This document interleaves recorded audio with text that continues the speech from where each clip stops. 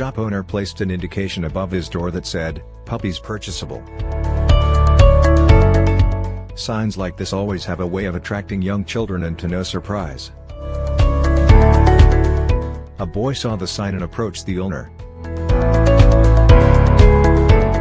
"How much are you visiting sell the puppies for?" he asked. The store owner replied, "Anywhere from $30 to $50. The little boy pulled out some change from his pocket. "I have $2.37, he said. "Can I please observe them?" The shop owner smiled and whistled. Out of the kennel came Lady, who used up the aisle of his shop, followed by 5 tiny balls of fur. One puppy was lagging considerably behind. Immediately the microscopic boy singled out the lagging, limping puppy and said, "What's wrong there with little dog?"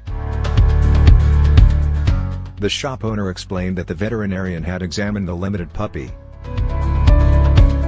and had discovered it didn't have a socket.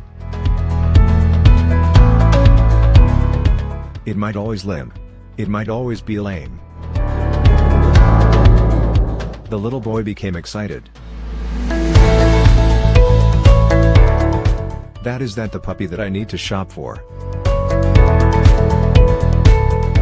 The shop owner said, "No, you don't want to shop for that small dog. If you actually want him, I'll just give him to you." The little boy got quite upset. He looked straight into the shop owner's eyes, pointing his finger, and said, "I don't want you to offer him to me. That small dog is worth equally the maximum amount as all dogs, and I'll pay full price.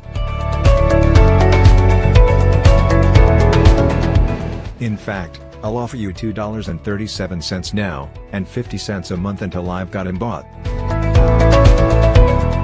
The shop owner countered, "You really don't want to shop for this small dog.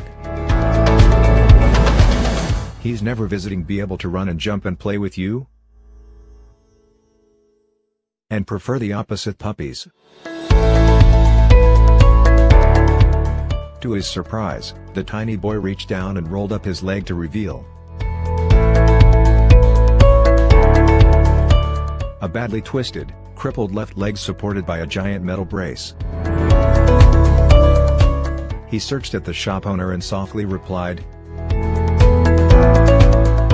"Well, I don't run so well myself, and therefore the little puppy will need someone who understands."